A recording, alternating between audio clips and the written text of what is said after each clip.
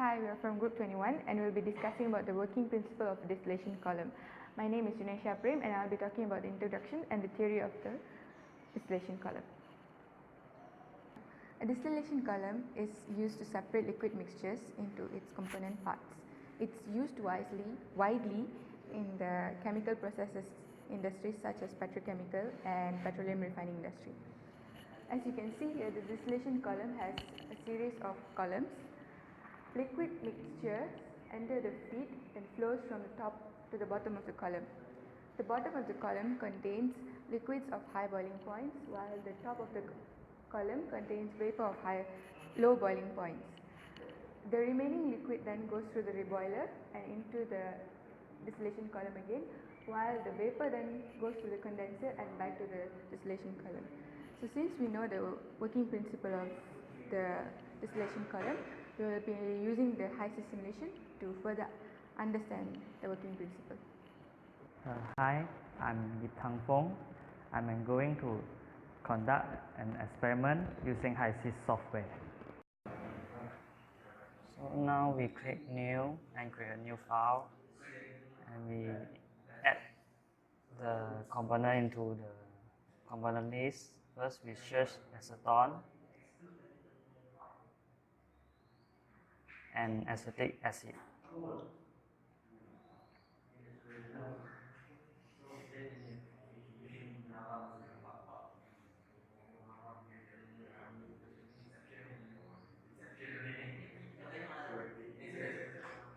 Okay, now we move on to the fluid package. We click Add and we take NRTL as our fluid package and we start the simulation.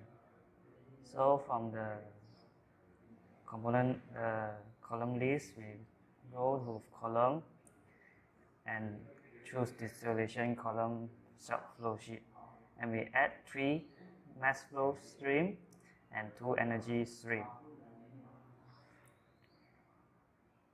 Now we click on each stream to edit their info. For the stream inlet, we will insert the condition and the composition for input stream only.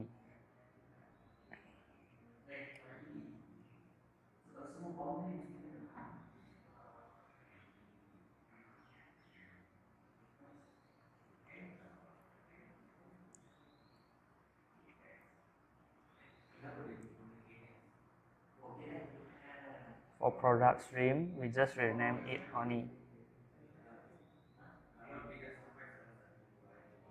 And we input the name as overhead and bottom.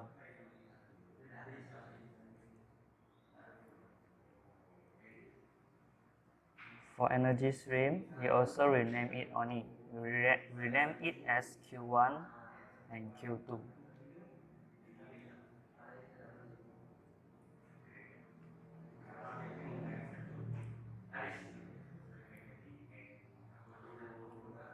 Now double click on the column and choose Q1 for condenser energy stream. Inlet stream as inlet. And bottom liquid outlet, we choose bottom. And we will choose full reflux for this condenser. And we choose overhead for the overhead liquid outlet. And click next. So for this, we leave it as one through reboiler and regular HYSYS reboiler for reboiler type selection. Oops, sorry, I forgot to choose energy stream for reboiler. So we will choose Q2 for reboiler. Now we continue. We insert 1 atm for condenser pressure and reboiler pressure. And we click next, and next, and click done.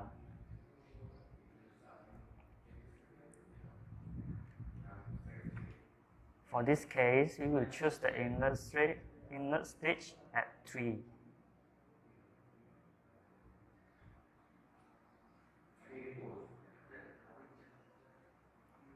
Now we go to spec summary and insert the reflux ratio and choose 5 for as reflux ratio for this case. Okay, press reset and press run. For distillation rate, we will put 10 kg/mol per hour. And we are done. Now double click on column, go to worksheet, and we can check condition, composition, and property of this column. Thank you. Hi, my name is Yao Wen Zhen. To gain a better understanding of the working principles of a distillation column, we experimented around with the variables such as the number of trays, reflux ratio, the stage efficiency, and the feed tray location. From the data given, it was gathered that the composition in the top stream increased with the number of stages. In addition to that, energy required for condenser decreased. This is due to the higher efficiency that the distillation column with more stages provide.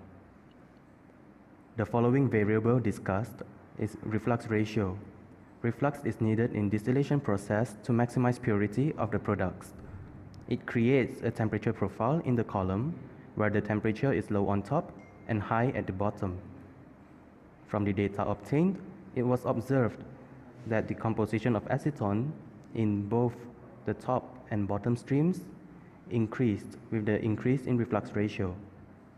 It was also observed that the energy requirement for each run increased with the increase in reflux ratio. This is because as more reflux is added to cool the top part of the column, more condenser duty is required to maintain the temperature profile, leading to higher energy consumption and ultimately a higher operating cost. Next, the variable in discussion is tray efficiency. Efficiency refers to the effectiveness of a machine to produce useful work after energy or heat consumption. Here, it is observed that tray efficiency is related to separation efficiency of a column, as the composition of acetone is higher in the top column but lower in the bottom column when tray efficiency is increased. The energy consumption decreases with increased tray efficiency. Last but not least, the effect of feed tray location is studied. It could be seen that the composition of acetone increased in the top stream and decreased in the bottom stream when the tray is lowered. The energy required decreased along with lower trays. Hi, I'm Sharifah Ahaf, and I'll be talking about the conclusion of the IC project. As the conclusion, we can conclude that a developed high-SIS process software on analysis is considered for an ordinary distillation system. Results show that by changing variables such as number of stages, reflux ratio, stage efficiency, and location of feedstock can give different value of composition of acetone and different values of energy consumption. It also shows that every variable plays an important role for specific higher priorities product and energy consumption. So as we change the variables, we can see the composition of stream increasing or vice versa.